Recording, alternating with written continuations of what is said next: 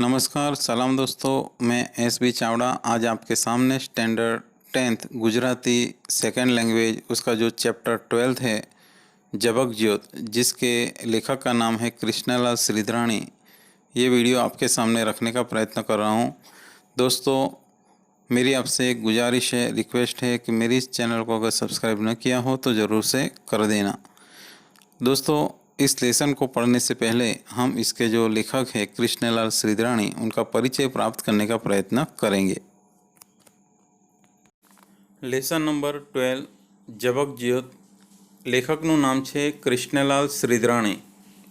તેમનો જન્મ તારીખ 16/9/1911 અને અવસાન તારીખ 23/7/1960 થયો હતો। કૃષ્ણલાલ જેઠાલાલ શ્રીધરાણીનો જન્મ ભાવનગર જિલ્લાના ઉમરાળા ગામે થયો હતો। તેમણે દક્ષિણામૂર્તિ, ગુજરાત વિદ્યાપીઠ અને શાંતિ નિકેતન જેવી રાષ્ટ્રીય સંસ્થાઓમાં કેળવણી લીધી હતી। કોડિયા અને પુનરપી તેમના કાવ્ય સંગ્રહો છે। વડલો, મોરના ઈંડા, પિયો ગોરી તેમના જાણીતા નાટકો છે। તેમણે કેટલાક બાળ નાટકો પણ આપ્યા છે। ઇન્સાન મિટા દૂંગા સંગ્રહમાં તેમની 8 વાર્તાઓ છે। પત્રકારત્વ ક્ષેત્રે તેમનું મહત્ત્વનું પ્રદાન રહ્યું છે। તેમને रणजीतराम स्वर्णचंद्रक प्राप्त थयो हतो। यानी यहाँ पर कृष्णलाल श्रीधराणी के बारे में बताया है कि इनका जो जन्म है वो भावनगर जिला है, उसका जो उमराड़ा गांव है वहाँ हुआ था। कहते कि उन्होंने अपनी जो शिक्षा है वो दक्षिणामूर्ति और गुजरात विद्यापीठ और शांति निकेतन जैसी राष्ट्रीय संस्थाओं में प्राप्त की थी।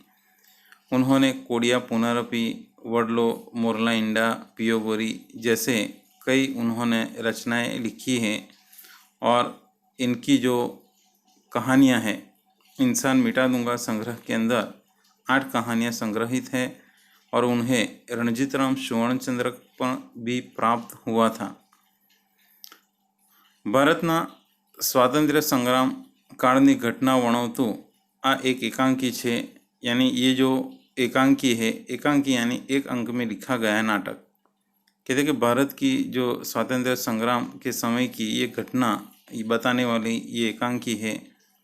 एक काळे अनेक कुटुंबों में पिता पुत्र के कुटुंबीओ वच्चे आवो संघर्ष थयो हतो। युवानो पोतानी आहुति आपीने परिवार ने साची बात समझावे छे। तेनो आ एकांकी में उत्तम रीते आलेखन थयुं छे।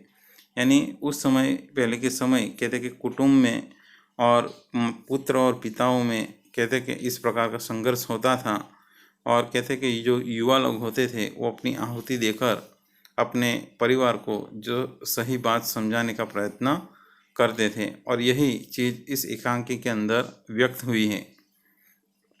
पिता अमल देरासरी अंग्रेज सरकारना अधिकारी छे अने अंग्रेजोनो खिताब मेळवीने राजी छे, परंतु तेमनो पुत्र दीपक स्वातंत्र्यता रंगे रंगायेलो छे। आगासी पर राष्ट्रध्वज चढ़ावता पड़ी जाए छे अने घायल थाय छे। सारवार कारगत निवड़ती नथी, परंतु मृत्यु सुधी तेना खुमारी अने देशप्रेम अखंड रहे छे। पुत्रना मृत्युथी देरासरीनी आँख खुले छे अने तेमनो देशप्रेम जागृत थाय छे। जाणे तेमनो नवो ज जन्म थाय छे। दीपक मृत्यु पामीने पण देशप्रेमनी ज्योत पोताना पितामां जगावतो जाय छे। पिता पुत्रना आ संघर्ष अने देशप्रेमने उजागर करतुं आ नाटक एटले के आ एकांकी नाटक छे।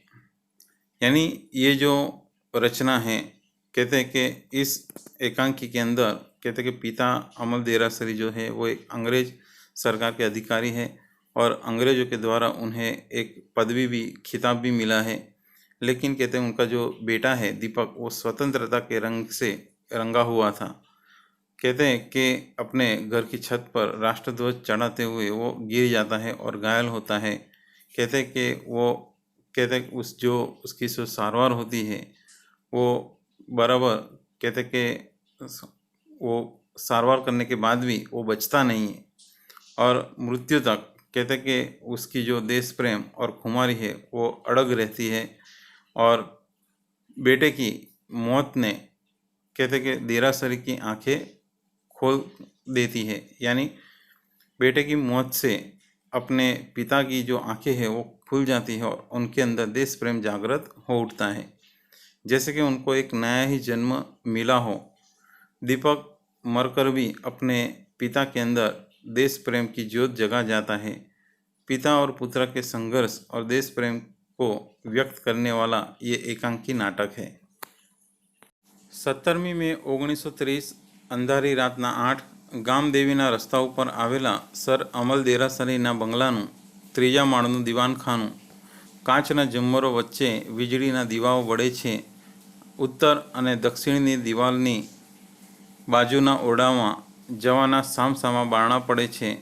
પૂર્વ તરફ અગાસીમાં જવાની ચાલ છે અને પછી બાગમાં ઉતરવાની સીડી છે। પશ્ચિમનો ઝરૂખો રસ્તા પર પડે છે।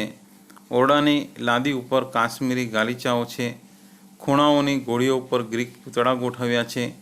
ભીતને અડેલીને લાલ મખમલના સોફા મૂક્યા છે અને વચ્ચે એક મોટું ટેબલ છે અને તેની ઉપર પિત્તળના ફૂલદાનમાં ગલગોટા અને જાસૂદના સહેજ કરમાયેલા ફૂલો ગોઠવ્યા છે। બગીચામાંથી આવતો પવન ધૂપસળીઓની સૌરભ લઈને પશ્ચિમના ઝરૂખામાંથી મંદ ગતિએ પસાર થઈ જાય છે। દિવાલો ઉપર ગવર્નરો અને વાઇસરોયની છબીઓ છે। પશ્ચિમની દિવાલમાં ઊંચે મહારાણી વિક્ટોરિયાનો જબ્બો ઉપાડીને ચાલતા રાજાઓનું મોટું તૈલચિત્ર છે। એનાથી ઘણે નીચે સોનાની ફ્રેમમાં મળેલો નાઇટહુડનો ઇલકાબ ખત વીજળીના પ્રકાશમાં ચળકે છે। પશ્ચિમના ઝરૂખા પાસે એક પલંગમાં 8 વર્ષનો દીપક તાવથી ધગધગે છે। એના માથા ઉપર અડધા કપાળને ઢાંકી દેતો સફેદ પાટો બાંધ્યો છે। પાટામાં લોહીના ડાઘ છે। વચલા ઉગાડા ભાગમાંથી અને કાનની આસપાસથી એના લાંબા સોનેરી વાળની લટો ડોકિયા કરે છે। દીપકની માતા મેના દીપકના ઓશિંકા પાસે દીપકના બીડાયેલા પોપચા સામે તાકતી નીચી દ્રષ્ટિએ અને મ્લાન વદને બેઠી છે। દીપકની 9 વર્ષની બહેન ઉર્મી ઓશિંકાની બીજી બાજુએ લપાઈને ઊભી છે અને ભાઈના મોઢા તરફ એકીટસે જોઈ રહી છે। આસપાસ ખુરશીઓ ઉપર દીપકના પિતા અમલ દેરાસરી, ડૉક્ટર, પોલીસ, ઉપરી નંદરાય અને અન્ય લોકો વ્યાકુળ ચિત્તે બેઠા છે। થોડીવાર હસ્તઘડી સામે જોઈને ડૉક્ટર ઊભા થાય છે અને दीपक ओशिंका तरफ जाए छे। यानी यहाँ पर सबसे पहले ये जो सर अमल देरासरी जो है उनके मकान का यहाँ पर वर्णन किया गया है। कहते हैं कि इनके मकान के अंदर जो चीज़ें जो बसाई हुई है, उनके घर की दीवारों पर जो पेंटिंग्स लगे हैं और कहते हैं कि जो चित्र लगे हैं, जो अंग्रेज़ अधिकारी है, महारानी विक्टोरिया है, उनके ड्राइंग्स और उनके चित्र लगे हुए तथा साथ में ये वहाँ पर कहते हैं कि उनको जो इल्खाब खत मिला है नाइटहुड का, वो भी वहाँ पर सोने की फ्रेम में लगाकर वहाँ पर लगाया गया है और उसका वर्णन यहाँ पर दिखाया गया है। कहते हैं कि उस रूम के दीवान खाने के अंदर कहते कि तीसरी मंजिली पर कहते कि उस रूम के अंदर दीवान खाने में दीपक जो है वो अपने पलंग पर लेटा हुआ है। कहते हैं कि उसके सर पर पट्टी बांधी हुई है। कहते कि वो उसका सर जो पट्टी है वो खून से लथबथ है। कहते कि उसके चारों ओर उसके पिता देरासर और उसकी माता और डॉक्टर, उसकी बहन और जो पुलिस अमलदार है वो वहाँ पर खड़े हैं और उसके होश में आने की राह देख रहे हैं। थोड़ी देर बाद अपनी हाथ की घड़ी पर देखकर डॉक्टर खड़े होते हैं और दीपक के तरफ जाते हैं। डॉक्टर कहते कि मीनाबेन थर्मोमीटर लई लो। तो मीना दीपकनी बगलमांथी थर्मोमीटर लई डॉक्टरने आपे छे અને પછી ફિક્કે ચહેરે ડૉક્ટર સામે જોઈ રહે છે। સૌની આંખો ડૉક્ટર સામે મંડાય છે। તાવ તો વધતો જ જાય છે। ડૉક્ટરના મોં ઉપર ઉચાટ દેખાય છે। સર અમલ સૂકા અવાજે કેટલો? તો ડૉક્ટર કહે છે કે 4। સૌ ચમકીને 4 તો ડૉક્ટર કહે છે કે હા, બરફ મૂકવાની જરૂર છે, પણ માથાનો ઘા બહુ ઊંડો છે એટલે મુકાય પણ કેમ? સર અમલ નિશાસો મૂકે છે. ડૉક્ટર નીચે નમી દીપકનો હાથ પોતાના હાથમાં લે છે. દીપક, હવે તને કેમ લાગે છે? માથું દુખે છે? મેના કહે છે દીપકના કાન સુધી નમી કે બેટા, ડૉક્ટર કાકા પૂછે છે કે હવે તને કેમ છે? માથું દુખતું મટી ગયું? દીપક ધીરે ધીરે આંખો ખોલે છે. બા, માથું તો ખૂબ દુખે છે, પણ મને ઠીક છે. ફરી આંખો મીચી દે છે. ક્ષણવારે ફરી ઉઘાડી, બા, ઉર્મીને બોલાવને. મેના, ઉર્મી તો અહીં જ છે બેટા, તારી પડખે જ ઊભી છે. ઉર્મીનો હાથ પકડીને પોતાની તરફ ભાવથી ખેંચી ખોળામાં બેસાડી માથું પંપાળવા લાગે છે. તું પડી ગયો ત્યારથી તેણે આંસુ સુકાવ્યા જ નથી. ઉર્મી ફરી રડવા લાગે છે અને મેનાની છાતીમાં મોઢું ઢાંકી દે છે. દીપક કહે છે કે ઉર્મી, રોવાનું નહીં હો. રાષ્ટ્રધ્વજ ચડાવવા હું અગાસીએ ચડ્યો. બાપુ દેખી જશે એ બીકે ઉતાવળ કરવા ગયો અને પડી ગયો, એમાં તારો વાંક નથી. डॉक्टर मीना बहन को कहते हैं कि आप थर्मोमीटर ले लो। तो मीना दीपक की बगल में से थर्मोमीटर लेकर डॉक्टर को देती है और फिर उदास चेहरे से डॉक्टर के सामने देखती रहती है। डॉक्टर के सामने सब देख रहे हैं। डॉक्टर कहते हैं कि बुखार बढ़ता जा रहा है और डॉक्टर के मुंह पर कहते कि थोड़ी उदासी है। ये देखकर सर अमल कहते हैं कि कितना? तो डॉक्टर कहते कि 4। सब यानी सभी लोग ऐसे आश्चर्य से कि 4। तो डॉक्टर के हाँ, बर्फ़ रखने की ज़रूरत है, लेकिन सर का जो घाव है, उसको जो चोट लगी है वो इतनी गहरी है कि हम उसके सर पर बर्फ़ नहीं रख सकते। सर अमल कहते कि उदास हो जाते हैं और डॉक्टर नीचे झुककर दीपक का जो हाथ अपने हाथ में लेते हैं और कहते हैं कि दीपक, अब तुझे कैसा लग रहा है? सर में दर्द हो रहा है?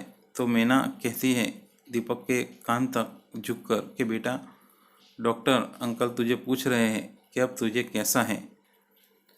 तेरा जो सर में दर्द हो रहा है वो कम हो गया? तो दीपक धीरे से आंखें खोलता है और कहता है कि माँ, सर में दर्द तो हो रहा है, लेकिन अब मुझे अच्छा है। और फिर वो अपनी आंखें बंद कर देता है। फिर थोड़ी देर बाद खोलता है और कहता है कि माँ, उर्मी को तो बुलाओ। तो मैना कहती है कि उर्मी तो यहीं पर बैठी है बेटा, तेरी पास ही है, खड़ी है। उर्मी का हाथ पकड़कर अपनी तरफ वो खींचती है और अपने पास बिठाती है। तो जब से गिर गया है तब से कहते कि वो रो रही है, उसके आंखों के आंसू भी सूखे नहीं हैं। और फिर से उर्मी रोने लगती है और मैना की छाती में यानी अपना सर वहाँ छुपा देती है। दीपक कहता है कि उर्मी, रोना नहीं, क्योंकि राष्ट्रध्वज चढ़ाने के लिए मैं खुद अपनी छत पर चढ़ा और बापू देख जाएंगे, इस डर से मैं जल्दी यानी करने गया और मैं गिर गया। उसमें तेरी कोई गलती नहीं है।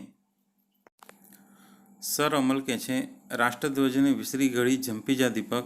નંદરાય કહે છે કે રાષ્ટ્રધ્વજે તો મોકાણ માંડી છે. હજારોના માથા ફૂટ્યા તોય લોકોનો ચડસ ખૂટતો નથી. નેતાઓ તો બધા જેલમાં બેસી બગાસા ખાય છે અને આવા હૈયા ફૂટાઓ હોમાય છે. દીપક કહે છે કે એવું ન બોલો નંદ કાકા, તમે બોલો છો ત્યારે મને એમ થાય છે કે જાણે મારા માથાનો પાટો છૂટી ગયો અને સવારની જેમ દળદળ લોહી દળવા માંડ્યું. સહેજ ફરી, પણ બા, હું પડી ગયો ત્યારે રડ્યો નહોતો. નહીં, મારાથી રડાય જ કેમ, હું તો રાષ્ટ્રધ્વજ ચડાવતા પડ્યો. સર અમલ કહે છે કે દીપક, હવે રાષ્ટ્રધ્વજની વાત છોડે છે કે નહીં? તે પાપ કર્યું અને પ્રભુએ તને તેની સજા પણ કરી. તું કેમ કંઈ સમજતો નથી? દીપક કહે છે કે રાષ્ટ્રધ્વજને હું કેમ ભૂલું બાપુ? આંખો બંધ કરું છું ત્યારે જાણે આખું આકાશ સફેદ, લીલા અને કેસરી પટ્ટામાં વહેંચાઈ જાય છે અને અંદર તારલાઓનો રેંટિયો પૂરાય છે. આંખો ઉગાડું છું તો એ દિવાલે દિવાલે એ જ 3 રંગો. સર અમલ કડકાઈથી કે દીપક. ડૉક્ટર કહે છે કે સાહેબ, આપ અત્યારે સંભાળી જાઓ. આપ ધારો છો તેથી કેસ વધારે ગંભીર છે. આપની વાતોથી દીપક વધારે ઉશ્કેરાશે. અત્યારે તો પ્રભુ ઉપર. મેના કહે છે આંખોના આંસુ લૂછતી, બેટા 2 ઘડી સૂઈ જા ને. તો દીપક કહે છે કે બા, મારા શિક્ષક કહેતા હતા કે કોરિયામાં મારા જેવા હજારો બાળકોએ વાવટા માટે પ્રાણ આપ્યા હતા. એમના પિતાઓ તેમને યાદ કરીને ગૌરવ લેતા. તો એ બાપુ કેમ મારી ઉપર ચીડાય છે? તો મેના કહે છે પાટા ઉપર હળવો હાથ ફેરવતી, બેટા સૂઈ जा ने. सर अमल कहते हैं दीपक को कि तू राष्ट्रध्वज को अभी थोड़ा भूल जा. तो ये सुनकर नंदराय जी कहते हैं कि ये राष्ट्रध्वज के कारण ही कहते कि हजारों लोग अपने सर फुड़वाने के लिए तैयार हैं. कहते कि नेताएं सब नेता लोग जेल में बैठकर कहते कि गप्पे लगा रहे हैं और ऐसे जो नवयुवान हैं वो अपना खून बहा रहे हैं. तो ये सुनकर दीपक कहता है कि इस प्रकार की बातें मत करो नंद काका. आप अगर ऐसा बोलते हो तो मुझे ये होता है कि जैसे मेरे सर का जो पट्टा है वो छूट गया है और कहते कि सुबह की तरह कैसे लोही यानी कि खून बहने लगा है. कहते कि बा, जब मैं गिर गया था तब भी मैं नहीं रोया था, क्योंकि मुझसे रोया ही नहीं जा सकता, क्योंकि मैं तो सिर्फ राष्ट्रध्वज चढ़ाने के लिए गया था और गिर पड़ा था. ये सुनकर सर अमल कहते हैं कि दीपक, अब राष्ट्रध्वज की बात तू छोड़ दे. तूने पाप किया, इसीलिए प्रभु ने तुझे ये सज़ा की. तू समझता क्यों नहीं है? ये सुनकर दीपक कहता है कि राष्ट्रध्वज को मैं कैसे भूल पाऊँ बापू. आँख बंद करता हूँ और जब आँखें खोलता हूँ तो उस समय मेरे आँखों के सामने सफ़ेद, हरा और केसरी जो रंग है उन पट्टियों में ये कहते हैं कि ये पूरा राष्ट्रध्वज मेरी आँखों के सामने दिखाई देता है और मेरी आँखों के सामने सिर्फ ये 3 रंग ही दिखाई देते हैं. तो ये सुनकर सर अमल थोड़ा गुस्से होते हैं और कहते हैं कि दीपक. तो ये सुनकर डॉक्टर साहब कहते हैं कि भाई आप अभी अपना गुस्सा शांत करो. आप जैसा समझते हो ये केस उससे भी ज़्यादा गंभीर है. कहते आपकी बातों से दीपक ज़्यादा गुस्सा होगा और अभी उसे गुस्सा दिलाना अच्छा नहीं है. अब ऊपर वाले पर आप भरोसा रखिए. ये सुनकर मैना आँखों में आंसू लाती हुई और अपने आंसुओं को पोंछती हुई कहती है कि बेटा अब तू थोड़ा सो जा. तो ये सुनकर दीपक कहता है कि बा, मेरे जो शिक्षक हैं, मेरे गुरुजी कहते थे कि कोरिया में मेरे जैसे हजारों बच्चों ने इस राष्ट्रध्वज के लिए अपने प्राण तक दे दिए थे.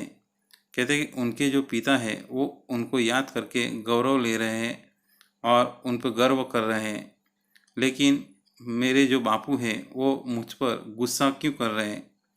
तो ये सुनकर मैना कहती है कि बेटा अब तू सो जा.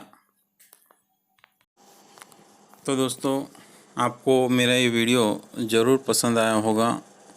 दोस्तों, मेरी आपसे एक रिक्वेस्ट है कि अगर मेरे इस चैनल को अभी भी सब्सक्राइब न किया हो तो ज़रूर से कर देना. तो दोस्तों, मैं अगला वीडियो ज़रूर आपके सामने लेकर उपस्थित होऊंगा. तब तक के लिए धन्यवाद, आभार, थैंक्स.